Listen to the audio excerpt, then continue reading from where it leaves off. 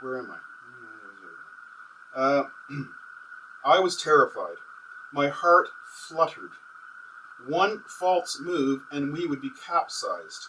How far were we from the shore? Maybe a mile or so?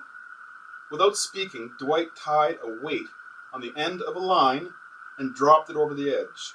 He affixed the remaining end to the handle of a cooking pot and proceeded to pound noisily on the bottom of the pot with a steel ladle.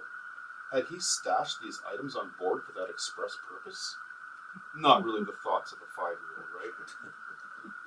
The discordant clamor telegraphed down the line into the water, which miraculously, or so I thought, surprised and annoyed the podhead whales so much that they immediately scattered. I was mightily impressed with my uncle's ingenuity. We were saved.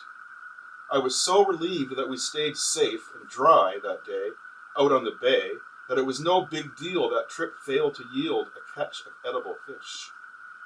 Once we reeled the line back in, Uncle Dwight restarted the outboard motor and we made our way back to Grandpa's dock. Once ashore, we traipsed back to the house where we were met with steaming cups of hot, sweet tea. Refreshed, we hopped in Dwight's car and drove the few miles down the coast to Dildo. By the way, footnote, my grandparents lived in South Dildo, just south of Dildo. Down the coast to Dildo, where we stopped into the little shore to purchase a package of frozen chicken. One way or another, we would bring home something good for supper. That was our mission, come what may.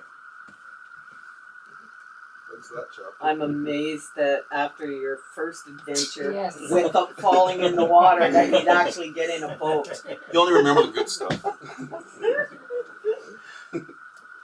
Okay, we're going to skip ahead in time and space to chapter 30. Now, this is just while I was still on dialysis in Toronto at Sunnybrook Hospital.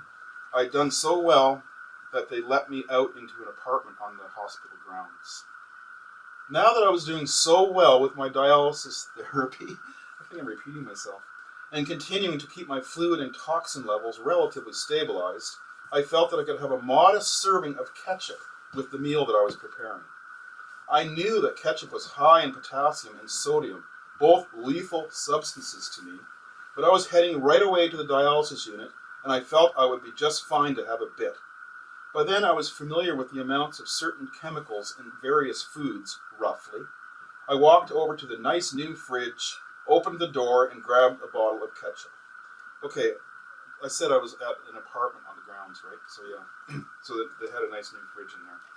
Experience had taught me that squeezing ketchup out of a bottle got nothing but a splash of clear fluid. So I thought I'd be clever and give the bottle a nice shake.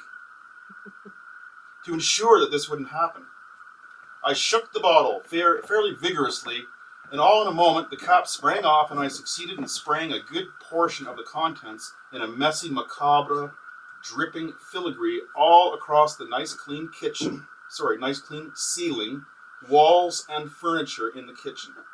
I lowered my hand, still holding the ketchup bottle by the neck. There was a gooey drool of ketchup all over my hand, even on the front of my t-shirt. The kitchen was transformed from one second to the next, from a banal white and chrome Isle of Serenity to a fake bloody battle zone. Let me try that again. To a fake bloody battle zone. Okay? I recognized the graphic strength of the blood red so crudely ejected into the cool white interior. My thoughts cast back to my hiking adventure around the Cabot Trail as a youth, when I woke up to the grisly sight of the bleeding walls. You'll have to read before that, right? Was there some kind of connection? I had to admit I was having a strong feeling of déjà vu. Like all my movements, the little background orchestra of sounds, the flickering lights filtering through the foliage out the window, the way the sun sparkled on the mirror of morning rain on the slight depression in the outside window ledge, my very thoughts and fleeting impressions that lurked in the canyon